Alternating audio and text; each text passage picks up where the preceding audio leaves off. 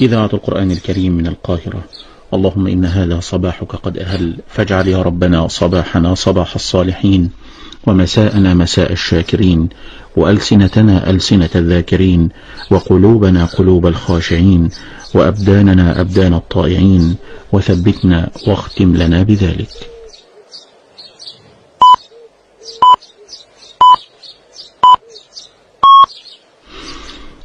تمام 7 في إذاعة القرآن الكريم من القاهرة. إخوة الإيمان، القارئ الشيخ محمد رفعت يتلو علينا بدءا من الآية 18 من سورة يونس.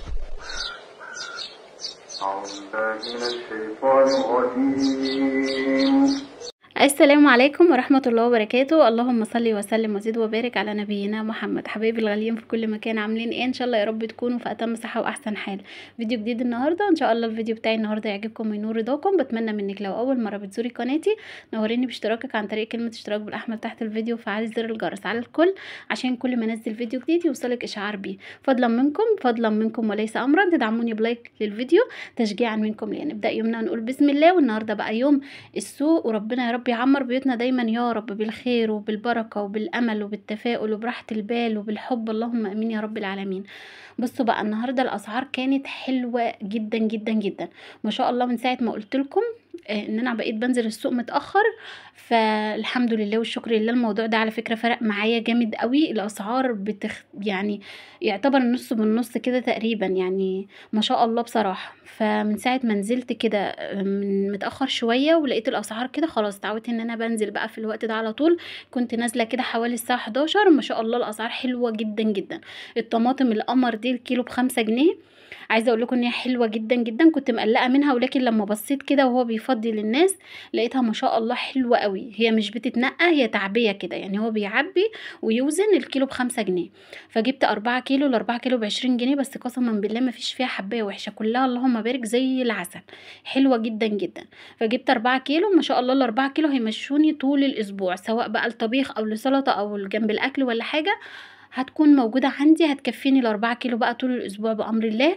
ونسيب بقى الصلصة اللي في الفريزر زي ما هي، مش هنمد ايدنا عليها. تمام. فجبت ال4 كيلو ب20 جنيه. عايزة أقولكم إن هما يعني ماما كانت نازلة الصبح بدري بتقولي جايباها الكيلو ونص ب10 جنيه. فما شاء الله حلوة جدا، يعني برضو فرق برضو كبير. فحاجة على حاجة هتوفر معاكي كتير، يعني فاهماني. جبت كمان البطاطس، اللهم بارك حلوة قوي. هي مش كبيرة قوي بس انا اللي اتعمدت ان انا عايزة الحجم ده. انتوا عارفين ان الجو حر، فالبطاطس لما بيكون حجمها كبير بتبوظ بسرعة.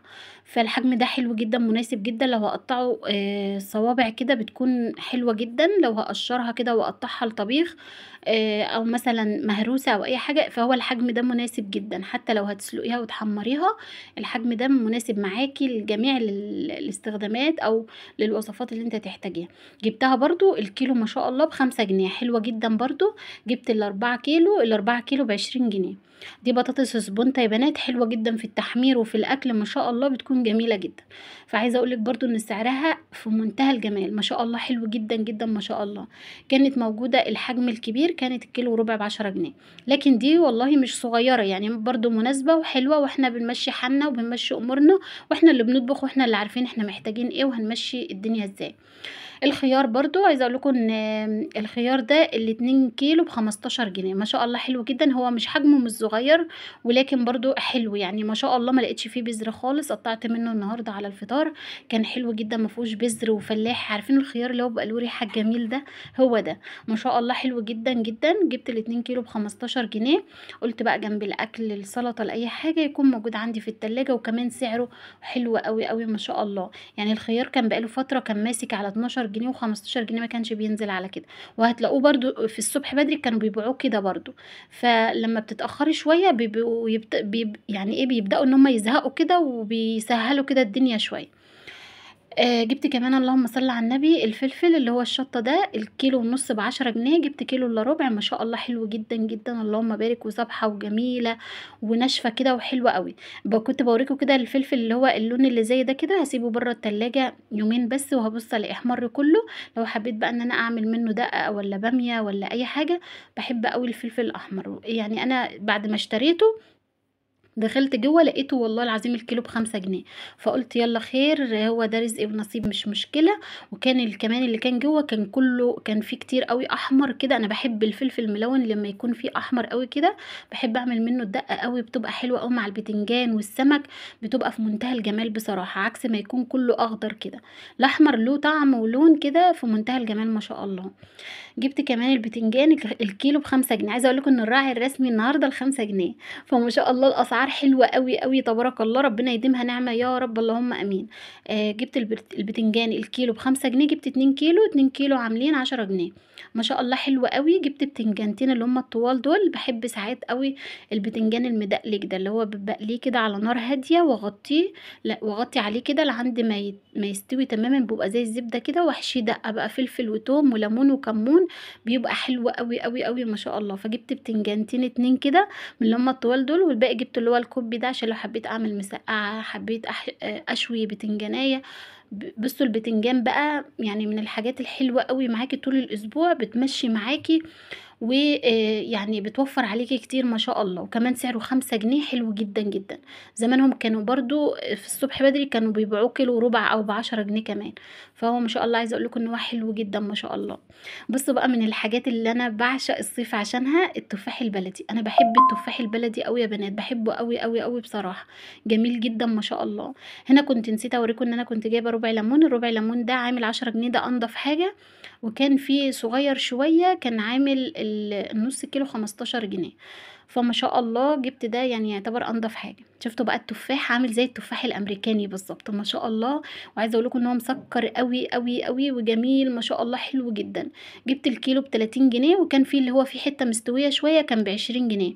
لكن انا جبت ده ما شاء الله حلو جدا، ده الدرجه الاولى ما شاء الله، جميل ومسكر وريحته جميله وطعمه زي العسل. الكيلو ب30 جنيه، جبت كيلو ونص ب45 جنيه ما شاء الله، حلو جدا طبعا، كله فيتامينات، واليومين دول بقى هو موسمه وجماله بقى وحلاوته كلها اليومين دول. فزي ما قلت لكم جبت كيلو ونص، حلوين جدا، لان برضو يعني فضل ونعمة الحمد لله. علشان برضو اعرف ان انا اجيب حاجة تانية، فاهمين قصدي، يعني اعرف اجيب نوع تاني من الفاكهة. جبت كمان عنب، برضو العنب اليومين دول حلو جدا جدا، جبت برضو الكيلو ب30 جنيه ما شاء الله، حلو قوي ومسكر وجميل جدا جدا ما شاء الله. برضو جبت كيلو بس علشان خاطر برضو كان علي ابني كان طالب مني بطيخ، فجبت كيلو بس عنب عشان اعرف ان انا برضو اجيب له بطيخ. فما شاء الله حلو جدا. واحنا برضو يعني ساعات العربية بتعدي كده من تحت العمارة، فبيبيعوا برضو فاكهة وكده، فبجيب في وسط الاسبوع لو الفاكهة دي خلصت، يعني ما كانش خلاص ما فيش مشكلة، يعني مرة واحدة في الاسبوع ما فيش اي مشكلة خالص وما فيهاش حاجة خالص. احنا بنمشي نفسنا زي ما قلت لكم على قد ظروفنا وعلى قد امكانياتنا، واحنا بنجيب لاولادنا كل اللي نفسهم فيه، وبنحاول برضو ان احنا ما نحرمهمش من اي حاجة على قد ظروفنا برضو وعلى قد الرزق اللي ربنا بيبعته. جبت البطيخة العسل دي، جبتها اللهم صل على النبي، البطيخايه ب30 جنيه برضو ما شاء الله، حلوة جدا جدا جدا. انتوا مش ملاحظين حاجة ان العنب ب30 والتفاح ب30 والبطيخة ب30؟ فما شاء الله يعني النهاردة بجد انا مبهورة بالاسعار حقيقي، يعني انا جبت الحاجات دي كلها ب200 جنيه والله العظيم، لو حسبته معايا هتلاقوني ان انا صرفت 200 جنيه بس. اللهم صل على سيدنا النبي. جبت كمان عشان ان شاء الله ناويه والنيه لله طبعا ان انا اعمل كشري مصري الاسبوع ده ان شاء الله، فجبت نص كيلو مكرونه مشكله كده للكشري. حبايبي اللي متابعيني من زمان عارفين ان انا بحب اجيب المكرونه المشكله دي على طول. وجبت ب5 جنيه عدس بجبه على قد المره، يعني انا ما بحبش اجيب العدس بجبه عندي لاني جبته مره وسوس، من يوميها ما بقتش بحب اجيب مثلا نص ولا ربع والكلام من ده، بجيبه ب5 جنيه على قد الطبخه وخلاص. وكل ما ببقى ناويه ان انا هعمل بجيب كده زي ما انتم متعودين معايا على طول. فصليتوا بينا على النبي، اللهم صل وسلم وبارك على سيدنا محمد وعلى اله وصحبه اجمعين. دي كده كانت التسويقه بتاعتي، وده كده كان اللي انا كنت محتاجاه للبيت. زي ما دايما بقول لكم ان انا بعمل جرد كده للتربو وللتلاجة قبل ما بنزل، بجيب اللي ناقصني بس. فربنا يديمها علينا نعمة ويحفظها من الزوال اللهم امين، ويا رب دايما كده بيوتنا تفضل عمرانة ومستورة يا رب اللهم امين، وما نتحوجش لحد ابدا يا رب اللهم امين يا رب العالمين. بس فانا ده بقى ده الحاجات اللي انا كنت محتاجاها اللي ما جبتوش اكيد موجود عندي، فعشان كده ما جبتوش. وما تكتريش الكميات قوي عشان برضو تعرفي ان انت تمشي نفسك وما يبقاش ناقصك اي حاجه وترجعي من السوق وانت جايبه كل حاجه. يعني مثلا بدل ما تجيبي 2 كيلو تفاح خليهم كيلو ونص، بدل ما تجيبي 3 كيلو خليهم 2 كيلو، علشان تقدري ان انت برضو يعني مثلا بدل ما اروح اجيب 3 كيلو تفاح، لا طب ما انا اجيب كيلو ونص تفاح واجيب كيلو ونص عنب، ما هو ده بسعر ده. فاهمه قصدي؟ فمش بالكتره على قد ما انت بتنوعي وبتشكلي لهم كده في الفاكهه او في الاكل او في اي حاجه عموما.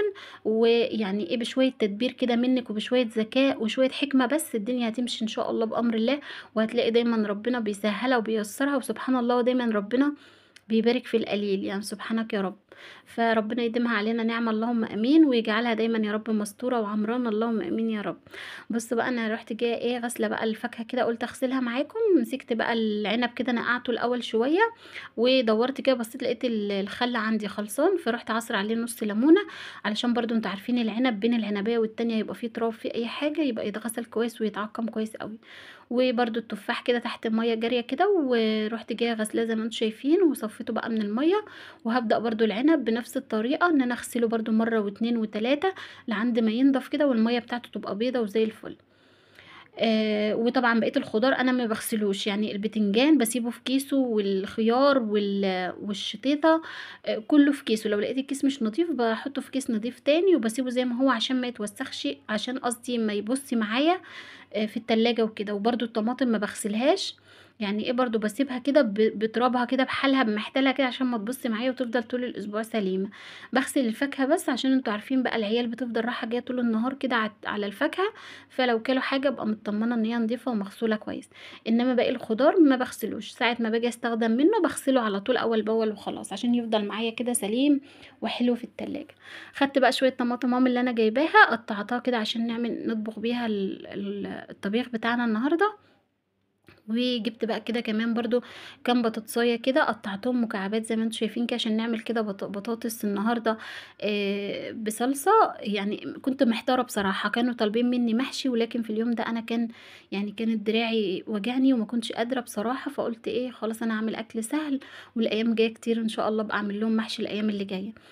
فقطعت البطاطس كده وانا قاعده بشرب القهوه. كمان دي كانت الفراخ كنت عامله فرختين، قلت عشان برضو الاكل ده يكفيني يومين اتنين، الدنيا حر بقى واحنا تعبانين ومش عايزين نقف في المطبخ وقت طويل، فان شاء الله باذن الله الاكل ده بقى يكفيني الخميس والجمعه بامر الله. فكنت نقع بقى الفراخ كده عشان اعلق عليها بس يعني ده كده الاكل بقى انا جهزته عشان ادخل اعلق على الاكل على طول. وهنا ده كان فنجان القهوه كده كنت بشربه وانا بقشر البطاطس وبقطعها. فهاخد بقى الطماطم كده اضربها في الخلاط ونبدأ بقى يومنا ونشوف هنعمل غدانا بقى. وبصوا يوم السوق ده بيبقى يوم كله في قلب المطبخ وبيبقى يوم كله مليان شغل، فربنا يعيننا ويقوينا جميعا يا رب. حطيت بقى ميه تغلي كده، اول ما غلت نزلت بقى بالفراخ كده زي ما انتم شايفين معايا. انا يا بنات مش يعني كتير قوي مش بحب اعمل الفراخ بحالها، يعني على الاقل بقسمها نصين، بحس ان هي يعني كده بتستوي افضل وبتستوي احسن والشوربه بتتغلغل كده في قلب الفرخه وبتستوي احسن ما بتستوي بحالها بصراحه. طبعا كل واحده فينا بتعمل اللي بيريحها، ساعات بعملها بحالها ولكن بصراحه انا بحب ان انا اقطعها كده على الاقل لو هقطعها نصين اتنين. حطيت شويه بهارات فراخ وشويه فلفل اسود، وحطيت شويه ايه تاني، اللهم صل على النبي، كام فص حبهان كده ومستكة وكبابة صيني، وحطيت بصلتين وطماطمايه. هحط كمان شويه ملح لان الفراخ دي الفراخ الساسو يا بنات اللي انا مربيها معاكم اللي انا كنت موريها لكم قبل كده، فهي لسه حجمها مش كبير قوي فهي مش هتاخد معايا سوا قوي، فعشان كده حطيت لها الملح على طول لان هي ما بتاخدش سوا. وهسيبها بقى كده اول ما تاخد غلوه اروح مهديها على النار واسيبها تستوي على نار هاديه خالص. وهنا بقى كنت بضرب الطماطم في الخلاط. بصوا انا بحب سبحان الله انا بحب لما اجي اطبخ اكل اطبخه كده بطماطم فريش كده، بحس ان هو بيبقى له طعم حلو قوي قوي قوي.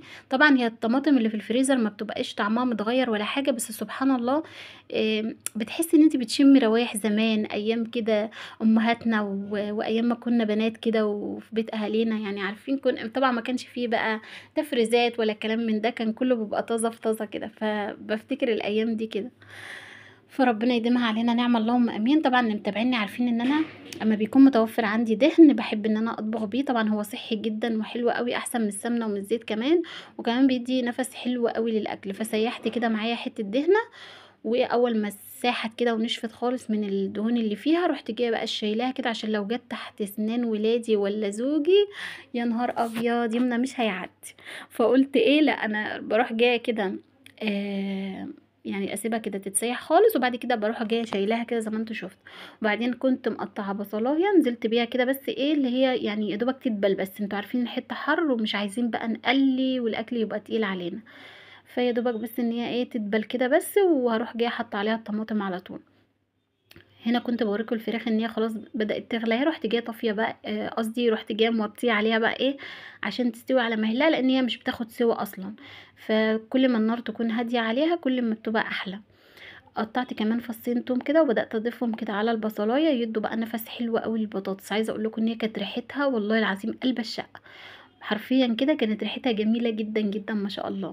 اول ما البصليه دبلت بس نزلت بفصين التوم، انتوا عارفين التوم مش بياخد على طول يعني بتحمر. ورحت جايه بقى ايه بعد ما صفيت بقى الطماطم زي ما شفتوا معايا، نزلت بيها كده على البصله وسيبها بقى تتسبك خالص كده وتنشف مع نفسها. حطيت رشه كمون ورشه فلفل اسمر ورشه كزبره وحطيت كمان شويه ملح، وهبدا بقى ايه ان انا اقلب كل الكلام الجميل ده كده مع بعضه، واسيبها بقى ان هي ايه تتسبك كده وتنطر قدامها على الوش.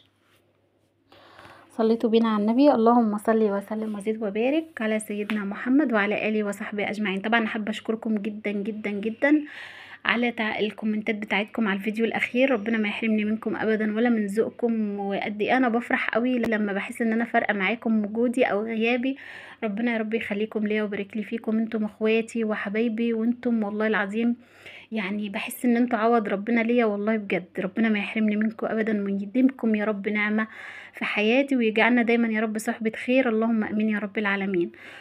هنا بقى كنت حطيت ايه البطاطس بعد ما الطماطم اتسبكت. حطيت البطاطس، هي متاخدش وقت خالص يعني بتستوي على طول. عملت شويه رز بشعريه وحمرت الفراخ ما شاء الله بقى، وده كان غدانا النهارده. ربنا يديمها نعمه عليا وعليكم اللهم امين، ويا رب دايما كده بيوتنا تفضل مستورة يا رب وعمرنا بالخير اللهم امين يا رب العالمين. بكده اكون وصلت لنهاية الفيديو بتاعي معاكم النهاردة. بتمنى من كل قلبي يا رب يكون عجبكم ونال رضاكم. اشوفكم في فيديو جديد، دمتم في امان الله، والسلام عليكم ورحمة الله وبركاته. مع الف سلامة.